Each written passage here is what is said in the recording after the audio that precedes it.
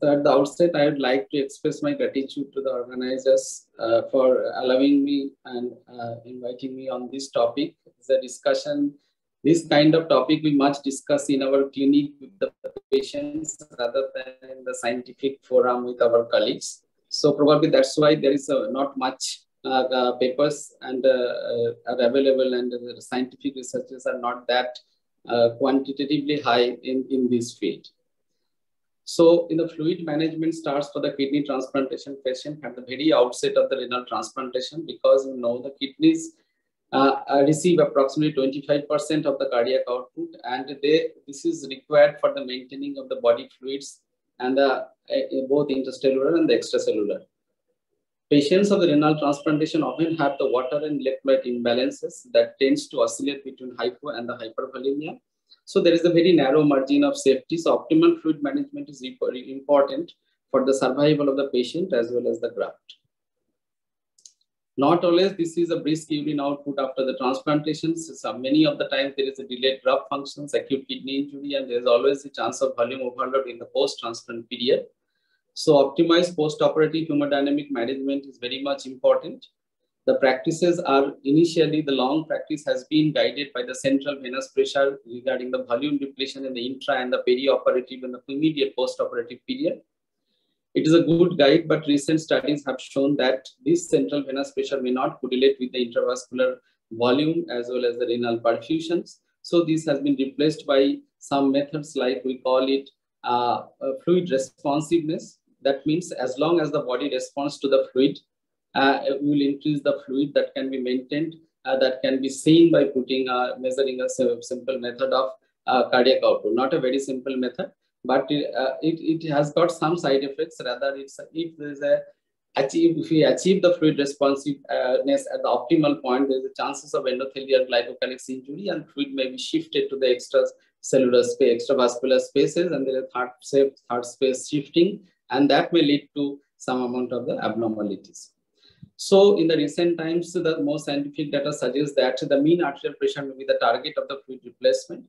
And I have quoted one interesting study from India that have been shown that the mean arterial pressure more than 95 millimeter of mercury, and that is associated with the optimal and better graft function. That is in contrary to the previous studies, which shows that less than 80 is bad and more than 80 is good. But most of the recent articles has also been corroborated with this mean arterial pressure around 95.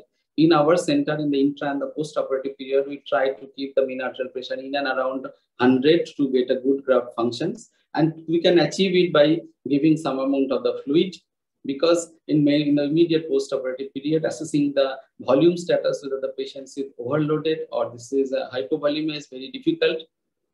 And fluid responsiveness we can try with, but that can be detected only if you can measure the cardiac output. So important is the which fluid should be given and how much is to be given, what is the temperature of the fluid, and electrolyte supplementations. Rate of the fluid infusion, that depends, I have already told that it should be guided by the mean arterial pressure as well as the fluid responsiveness. And the temperature should be as close to the body temperature as possible, because you know this, that if the temperature is high, there is a chances of vasodilatation and hypotension, and if the low, then the chance of vasoconstriction. Electrolyte supplementation is required, because these patients often have either a brisk urine output or is a very low urine output other than the normal. In those situations, this is more important. So traditionally, most of the centers, especially in India, we use the normal saline as replacement of the fluid in many of the cases because of its cost and the availability. But these have the two important side effects, because it's a high chloride quantity, it can cause an hyperchloremic metabolic acidosis. And in spite of it doesn't contain any potassium, it can precipitate hyperkalemia by the means of the intracellular handling of this hydrogen and the potassium. So in the recent times, there has been all studies tried to show this hazardous effects of this normal saline, and to replace it with other solutions like now normal physiological solution, as in cases of the AKI or the sepsis. And one of the solutions, because this normal saline has got a very low pH of around 5, so the plasma solution, this is a physiological solution that have a low chloride content, normal sodium content. They have some amount of the potassium, some amount of the magnesium supplementations, as well as the pH very close to the body fluids. So by targeting the mean arterial pressure and the renal perfusions. This physiologic fluid replacement should be tried in all the patients. The problem is that this is a very costly and it is not always available everywhere in adequate quantity, because many of our patients, they pass around 600, 800, even 1 liter of urine in the post-operative period in the live donor kidney transplantation patients. So this is first 24 hours very important. In those situations, we only depend on the IV fluid, and on these situations, you have to be a good target and good replacement fluid. But as it is an extraperitoneal surgery, after 24 hours, oral fluid can be allowed until and unless patient is having an intraperitoneal placement, like in the children, as well as in cases of the space issues. Sometimes it may be intraperitoneal in those situations, or the patient is having this paralytic ileal due to left side abnormalities. In those situations, we delay the oral intake.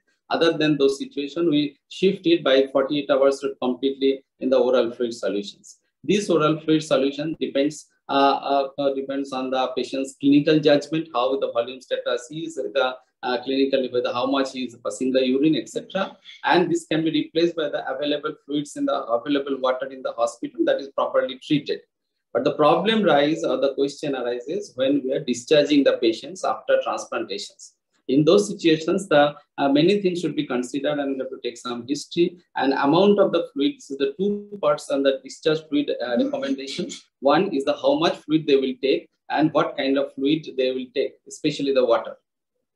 It depends on the cardiac conditions, because many of the patients have a low cardiac output state and LV dysfunction. In those situations, fluid intake should be low, and it is guided usually by the urine output in the initial ones. And if the urine output is adequate, then the water intake should be very close to that. But at the same time, you have to be very cautious about the place of domicile, because the temperature in India varies. It is not same in the hills of the Himachal and the hot and humid city like Kolkata. It is different. So these things needs to be considered while advising the amount of the fluid they will take. And the home environment is also important, whether he is staying in a normal room, is a rooftop room, or is using air conditioner or not, etc. So during discharge, usually we have to take some history from the patients, because you have to know what water sources they are taking. So usually water sources, we have a surface water or as a groundwater, or a treated water supply in the cities. Basically, they have two categories. One is this is a surface water. Another is a groundwater. Surface water, they have a probability of contaminations with the microbiological contaminants, and the groundwater, they have a less microbiological contamination depending upon the depth, but more of a chemical contaminations like arsenic in some areas in endemic zones. So you have to take clear history, what kind of water he is getting and what will he take, because you have to take 4 to 5 liters, 3 liters kind of fluid every day.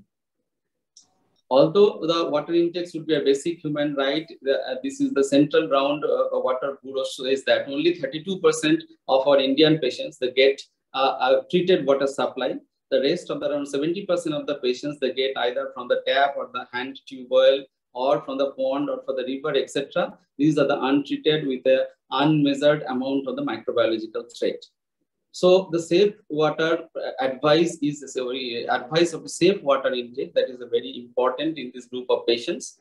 And because in spite of everything, we don't have in 70% cases, we don't have the opportunity to take the even hygienic water in our populations.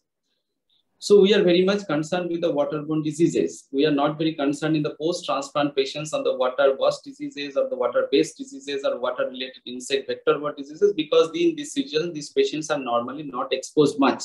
So waterborne diseases may be bacterial diseases, maybe like that of a normal bacteria of the intestinal tract, some opportunistic infections, but some cases it happens only in cases of the epidemics like Shigella or the Vibrio cholerae. We are concerned about the viruses, especially the viruses which cause infections in the immunocompromised source like norovirus or the sapoviruses. And we also mostly concerned about the protozoas, because these are very notorious infections in these patients, as well as the helminthic infections. So the diseases that can be transmitted in the water can be divided into diarrheal and the non-diarrheal diseases. And these are the non-diarrheal diseases and diarrheal diseases. And these some diarrheal diseases that happens only in epidemic, I have already told, but some happens to be transmitted to the normal water intake and the sources. Although we have a very good method of assessment detection nowadays for these diarrheal diseases and very good treatment, like this film array assay, which can detect more than 22 organisms in 1 hour period. But these tests are very costly and they are not widely available. So always it is better to have a preventive approach towards this kind of the patients. So there is some recommendations in India given by the Central Groundwater Control or the Bureau of the Indian Standard. They have decided 2 standards. One is the acceptable and the permissible. These 2 things are for the water intake for all patients, all citizens, especially in the immunocompromised patients. You cannot take the water which is not acceptable and not permissible. The acceptable water is the priority, and the permissible water when the acceptable water is not available. If any parameter exceeds the limit, the water intake to be considered unfit for the human consumption. This is the differences between this is acceptable and the permissible limit. You know, the acceptable one is they have no relaxation in relation to their the pH value and this iron. Other than this, there is a subtle differences between these 2. We recommend this acceptable limit for our transplant patient if it is available. But if it is not, or not treated, or it is not known many a times, so because we know what is the order is acceptable or permissible, so we don't know sometimes. So we have to give some advice to the patients or the water treatment at home. This is the standard way. This is boiling. We ask many of patients to boil the water because all enteric bacteria, protozoa, and viruses in the liquids are sensitive to inactivation to temperature below 100 degrees centigrade. Although studies have not been, many studies are not available in 100 degrees centigrade, but thermal inactivation has been examined in water and the milk during the pasteurization procedure, which studies at the temperature of 63 degree as well as the 72 degree for 30 minutes or 15 minutes. So it's a logical approach to advise the patients to boil water for some time, at least for 10-15 minutes, to kill all these enteric pathogenic bacteria before getting it for the transplant patients. You can see the temperature where it is given by the WHO, where this is inactivated. Mostly the bacteria are killed in and around 60 to 70 degree temperature, and the virus is a slightly high. Polio virus is around 95 degrees Celsius, as well as some hepatitis viruses. But mostly enteric pathogenic and diarrheal viruses, they are bacteria and viruses, they are killed with around 65 to 75 degrees centigrade temperature. So other options are available for these kind of patients. Like the use of this home treatment plan. This is a home treatment plan. Disadvantages are, if it is good, it is because if it is there is a proper maintenance and there is a good quality control and the life of the membrane has been studied, they are all written, usually they are all written in this devices. If they are okay, then this is fine. But in many situations, like the other due to economic reasons, there may be lots of compromises in the utilizing these devices. So before prescribing devices, you should be very clear that whether they are functioning properly or not. Rather than supply or the city, municipal or the corporation water, they are adequately treated very much scientifically and using through the procedures or the old and the newer method, fast and the slower method. Or the problem is not like with the water, but there lies in they are supplied to the underground tube wells and the collection system. They're coming to the underground reservoir, to the rooftop reservoir, then come to the collection method is important. So there is always a chance of contamination in those situations. So it is good ideal to say that whatever water you are taking, you just boil it for some time and you utilize it so that the pathogens can be killed. So there is some discussion also happens with what kind of bottles they should be used. Because this bottle should be very wide neck, because it can be cleaned. This cleaning can be done not by the detergents, but by the water that has been prepared by the collected and boiled, and after cooling, they can be utilized for the cleaning. And this is a different shape with a narrow neck, with lots of breaks and the curvatures. This kind of water bottles preferably avoided. And this sieving, this should be avoided. Many a times the boiled water adequately, that is kills all the bacteria, but through a dirty piece of paper, they just sieve it and before putting it into the bottle. That is dangerous in cases of the hygiene. That is important because this is a patient taking 4-5 liters of water. If they don't take in that way, there is always a chance of the diarrheal diseases. These diarrheal diseases not only causes the infections, it alters the metabolism of many of the immunosuppressive drug toxicities, and there is a chances of the graft dysfunction in these patients.